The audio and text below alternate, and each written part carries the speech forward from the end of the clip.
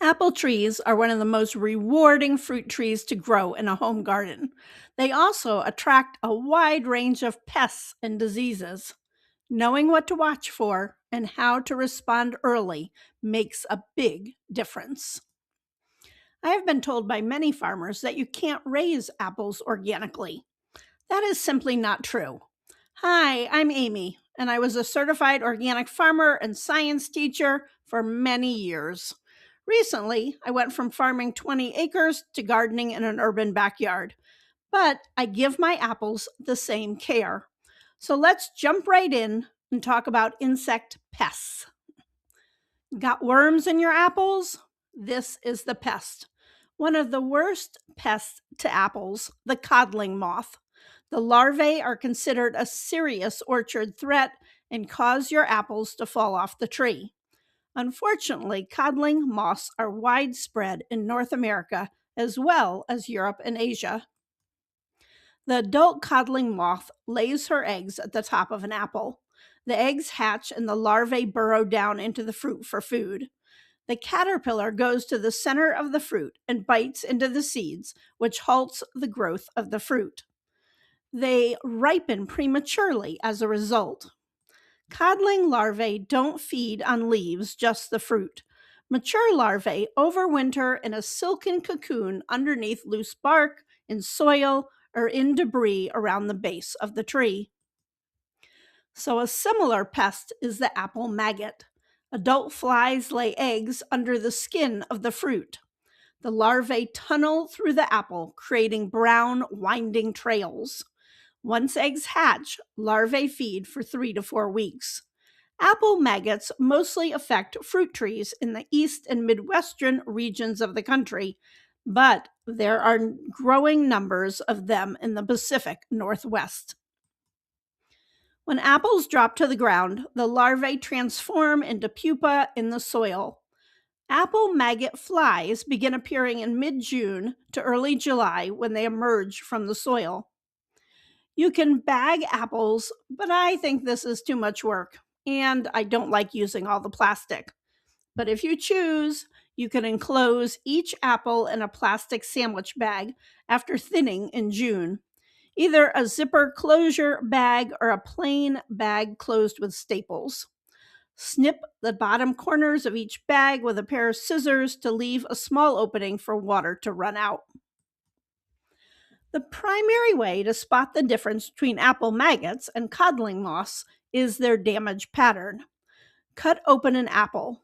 Codling moth larvae create large, frass-filled tunnels straight to the core, while apple maggots create numerous brown winding trails. Codling moths are brown moths, where apple maggots are flies. All right, let's talk about some prevention. You can monitor and control with sticky traps. Apple maggot flies are attracted to a red sphere that looks like an apple. You can either purchase them or go to the store and buy a bright red apple and cover it with tanglefoot. That's a sticky substance that attracts the flies or the moths. Hang traps in the trees by the end of June to catch the apple maggot flies as they first attempt to lay eggs. Moths are attracted to the yellow traps, so you may need to put out both. Moths are also attracted to those tent-shaped traps. For codling moths, start hanging them out in May. When apples drop to the ground, the larvae transform into pupa in the soil, where they will spend the winter, emerging as adults the following summer. You can break that cycle with a friendly flock of hens. Chickens like to scratch and dig for bugs. This is a win-win because the bugs are a great source of protein for your birds. I keep chickens in tractors and then I just pull them around to where I want them while keeping them safe from predators. Pick up and remove any apples that fall during the growing season and after harvest. Home composting piles don't always kill the larvae because the pile needs to hit 145 degrees Fahrenheit consistently. Use a compost thermometer. Send them to a municipal composting site, or if you have a woodlot, you can feed some to the wildlife. Use organic controls such as Monterey insect spray, which contains spinosad. Spinosad is a natural substance derived from a soil bacterium. It is great for organic broad spectrum control of caterpillars, moths, and other insects by targeting their nervous systems. I recently made a video on plum curculio, which is also an apple pest. Plum curculio is a weevil that kind of looks like a mini anteater. Same deal. The adult female lays eggs on the fruit, which grow by feeding on the insides for 2 to 3 weeks. Another organic prevention for the 3 insect problems I mentioned is kaolin clay. You mix it with water to make a slush and you spray it on your trees. Apply the clay in a visible layer to all surfaces of the tree, the leaves and the fruit and the trunk. This acts as a visual and physical repellent to insects. A grayish-white apple is just not attractive. Kaolin clay does not kill the insect. It reduces feeding and egg laying, but it doesn't kill them, so keep that in mind. Apply after petal fall before egg laying begins. Reapply after heavy rain. Timing is critical. Have a spray schedule. I have an annual spray schedule that targets the overall health of the tree and prevention. It's available as a free download on my website. I also have several garden books available on Amazon. My latest is on creating habitat that encourages wildlife. There are lots of plants that encourage pollinators and helpful birds.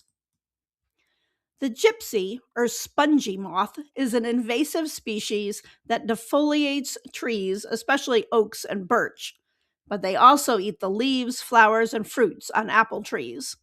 Unfortunately, they are not picky at all. This is a case where wildlife is your friend. The caterpillar stage is a food source for birds, squirrels, and opossums. They are widespread east of the Mississippi, and unfortunately, their populations in western states are rising. Sticky traps can help catch adults. Caterpillars can be physically knocked off trees with a strong blast of water or destroyed by placing them in soapy water.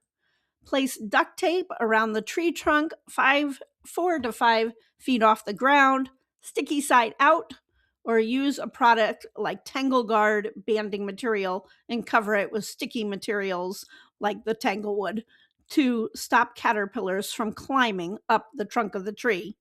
I'll have links in the description. Okay, so those are the main insects. Now let's look at what diseases affect apple trees. Many of these can spring up overnight, so monitoring your trees and just walking around them daily is a good way to spot problems. Fire blight is my personal worst enemy. This is the fruit tree disease that I battled in my Kentucky Zone 6B orchard. I can tell you that I've tried many control practices, and sometimes I still lost trees like my Honeycrisps. It affected my apples and also pear trees. Fire blight is a bacteria that attacks blossoms, fruits, leaves, and branches of growing trees. I think when you support a young tree in the first few years, then they can fight it off as they become older. The bacterium overwinters and cankers that it forms on branches and trunks. Prune out these branches and destroy them. If you burn them, keep the fire away from the orchard. Well, pruning is important to disinfect. It is important to disinfect your tools in between trees. You don't want to spread it. Pick resistant varieties such as Liberty and Williams Pride. Have good airflow and never use overhead watering. Having a clean orchard is important. Clean up and remove fallen fruits and branches. Serenade and neem oil are 2 good organic fungal controls. I have an in-depth video on downy and powdery mildews. Apples don't get the downy, but they do get powdery mildew. It is most common during high humidity, above 70%, and warm temperatures of 65 to 80 degrees Fahrenheit. Powdery mildew coats leaves, twigs, and blossoms in a white, powdery looking fungus. Damage results in stunted growth, often causing the blossoms to fail and not set fruit. Powdery mildew also causes a netting pattern on apple fruit. If powdery mildew is a problem in your area, get a resistant variety like I've listed here. I've had very good luck with Liberty for both powdery mildew and fire blight resistance. In fact, my Liberty tree is just very productive. Apple scab is a serious fungal disease that affects apples and pears. The fruits develop brown spots, which can lead to lesions. Unlike many fungal diseases, it is most severe in cool, wet years. Scabby fruits are often unfit for eating. Apple scab lesions are often first noticed on the upper side of the leaf. The fungus overwinters on fallen diseased leaves, and in spring, these fungi shoot spores into the air. The spores are carried by wind to newly developing leaves and flowers. Apple scab is not a lethal disease, even when the trees totally defoliate or the fruit looks gross like this. Plant resistant varieties if apple scab is an issue in your region. Here's a list of apple scab resistant trees. Rake up leaves in the fall and compost. You don't want to give your diseases a place to overwinter. Good pruning is essential to preventing fungal disease. A well-pruned tree with an open canopy allows air to move through the tree and dry the leaves quickly. Remove upright suckers and water sprouts along the trunk and crossing branches. Nature is your friend. Install bluebird boxes. They love caterpillars/larvae. Or a bat house. Bats love moss, not to mention pesky mosquitoes. Getting apples off to a good start is important. You can watch my video on growing apples next, which goes into choosing a variety and planting the trees. Please give this video a thumbs up if it has been helpful. Thanks for watching, and I hope you have a fabulous sunny day.